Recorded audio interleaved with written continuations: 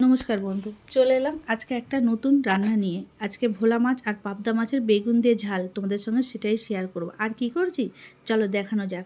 তো আজকে লাউ নিয়ে এসেছি। লাউ মানে আমাদের গাছে দেখো লাউটা কেমন টেরা বেঁকা হয়েছে।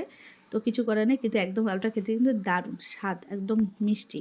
তো এই দেখো লাউয়ের অবস্থা, এটাকেই কাটবো। এটা দিয়ে তরকারি তোমাদের আগেও দেখেছি, আবার করব। আর এদিকে এই যে গাছ থেকে টাটকা বেগুন তুলে নিয়ে এসেছি সেটা, আর এই যে মাছ ধুয়ে নিয়ে চলে এলাম। মাছগুলো কেটে ধুয়ে পরিষ্কার করে নিয়ে চলে এসেছি। এবার এটাকে নুন হলুদ দিয়ে ভাজবে। এরকম ভোলাটা দেখেছো, কালার নয়।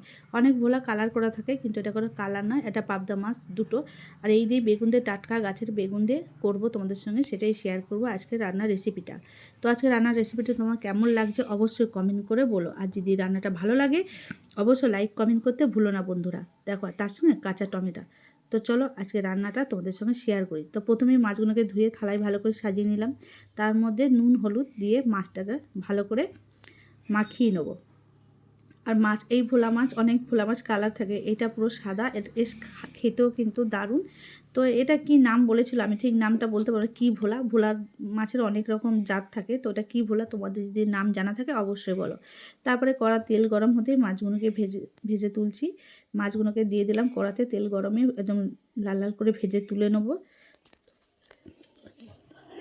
তো দেখো আর কিছু মাছ ভেজে তুলেছি, আর কিছু মাছ আছে তার মধ্যে লাউগুলোকেও কেটে নিয়েছি। আমার কাটা থাকে না, রান্না করতে করতে কাটি। বেগুন কাটা, আর দেখো টমেটোও কেটে নিয়েছি, পেঁয়াজ কেটে নিয়েছি। গাছের টাটকা বেগুন, একদম এক থালা ভাত অনায়াসে উঠে যাবে, এত সুন্দর মানে খেতে হয়েছিল তরকারিটা। সেই কড়াইয়ে আবার মাছ ভাজার পরে তারপরে বেগুনগুলোকে আমি ভেজে তুলে নেবো। দেখো লাল লাল করে হালকা করে বেগুনটা ভাজবে, বেশি ভাজবে না, কিছুটা ভাজা হলে বেগুনটা তুলে নেবে।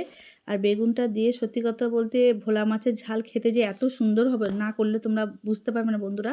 অবশ্যই তোমরা করে খেয়েও দেখবে, কিন্তু ভালো লাগে বেগুন দিয়ে ভোলা মাছের ঝাল। তো আজকে দেখো বেগুনগুলোকে আমি ভেজে লাল লাল করে হয়ে গেছে, এবার বেগুনগুলোকে তুলে নেবো। আর তার মধ্যে যে আলু ভাজছিলাম, আলুটা হচ্ছে আমি সেই লাউয়ের মধ্যে দেবো বলে আলুটাকে ভেজে নিলাম। তেলটা যেহেতু বেশি ছিল, তারপর দেখো তার মধ্যে কালো জিরে ফোড়ন দিয়ে দিয়েছি। কালো জিরেটা একটু সামান্য হয়ে গেলে তার মধ্যে দিয়ে দেবো পেঁয়াজ কুচি। তোমরা পেঁয়াজ দিতে পারো, নাও দিতে পারো, আমি দিয়ে দিলাম। পেঁয়াজটাকে একটু লাল লাল করে ভেজে তুলবো। তারপর দেবো কাঁচা টমেটো, একটু টকটকও লাগবে খেতে, কিন্তু তরকারিটা দারুণ লাগবে। আর কাঁচা টমেটো খেতে কিন্তু ভালো লাগে, হালকা হালকা টক টক থাকে। আর এখন যত পারবে এখন টমেটো কাঁচা পাওয়া যাবে, তোমরা অবশ্যই খাবে। আর কাঁচা টমেটো খাওয়া খুবই ভালো। আমার রান্নার এরকম নিত্য নতুন রান্না দেখতে হলে অবশ্যই আমার চ্যানেলটাকে সাবস্ক্রাইব করে পাশে থাকবে, নতুন বন্ধুরা হলে। আর যারা দেখছো তাদেরকে অসংখ্য ধন্যবাদ আমার ভিডিওটা দেখার জন্যে। তো মশলাটা কষা হয়ে গেলে কী কী দিলাম এর মধ্যে, ধনে দিয়েছি, জিরে গুঁড়ো দিয়েছি, আর দিয়েছি লঙ্কা গুঁড়ো। সব কিছু দিয়ে আমি মশলাটাকে ভালো করে কষিয়ে নিচ্ছি। তোমরা এটা সর্ষে দিয়েও করতে পারো, আমি মশলা দিয়ে করলাম। তোমরা সর্ষে দিয়ে করলেও কিন্তু ভালো লাগবে, আলু বেগুন ভোলা মাছের ঝাল। তো মোটামুটি দেখো আমার মশলাটা কষানো হয়ে গেলে, এবার বেগুন যে ভেজে রেখেছিলাম সেইগুলোকে এর মধ্যে দিয়ে দেবো। এইগুলোকে ভেজে ভালো করে, বেশি নাড়ার দরকার নেই, যেহেতু বেগুনটা ভাজাই আছে, শুধু মশলাটাকে ভালো করে কষে নেবে যাতে কাঁচা গন্ধটা না বের হয়। তারপর দেখো একটু ভালো করে মশলাটা যাতে বেগুনের মধ্যে মিশে যায় সেরকম একটু 2-3 মিনিট একটু কষিয়ে নেবে। কষিয়ে নেওয়ার পরে তারপরে জল কিছুটা দিলাম, যেরকম তোমাদের ঝোল লাগবে তোমরা সেই বুঝে দেবে, কারণ এতে বেশি ঝোলের প্রয়োজন হয় না। একটু বসা বসা মাখা মাখা হলেই তরকারিটা কিন্তু এক থালা ভাত অনায়াসে উঠে যাবে। অবশ্যই করে নেবে বন্ধুরা, দেখবে কিন্তু খেতে কিন্তু দারুণ হয়েছে। তো বেগুন তরকারিটা ফুটে উঠলেই ঝোলটা, তার মধ্যে মাছগুলো দিলাম, পাবদা মাছটা দিলাম যেটা ছেলে খাবে, আর আমাদের জন্য ভোলা মাছ। তো দেখো কেমন হয়েছে রান্নাটা অবশ্যই কমেন্ট করে বলো। এই রান্নাটাই আমি তোমাদের সঙ্গে শেয়ার করলাম, ভালো লাগলে অবশ্যই লাইক কমেন্ট করতে কিন্তু ভুলো না। আর ওইদিকে চলো দেখা যাক আর কি কি বাকি আছে। লাউয়ের সবজিটা করলাম, ডালও করেছিলাম, সেগুলো তোমাদের সঙ্গে দেখাইনি, শুধু এই রেসিপিটা তোমাদের সঙ্গে শেয়ার করলাম।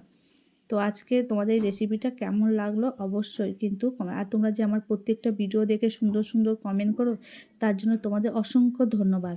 তো আমার রান্না মোটামুটি হয়ে গেল, মাছের ঝালটা দেখো, মাছের ঝালটা তৈরি হয়ে গেল, একদম বসা বসা মাখা মাখা।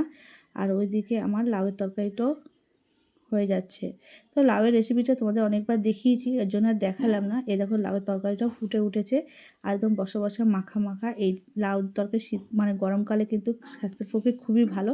তো আমার দুটো রেসিপি হয়ে গেল, আজকে আমার এই দুটো রান্না হয়েছে। তোমাদের কেমন লাগলো অবশ্যই কমেন্ট করে বলবে কিন্তু। আর ভিডিওটা দেখার জন্য তোমাদের অসংখ্য ধন্যবাদ। আবার চলে আসবো অন্য কোনো রান্নার রেসিপি নিয়ে তোমাদের সঙ্গে শেয়ার করতে। তোমরা সবাই ভালো থেকো, সুন্দর থেকো। Bye bye, tata.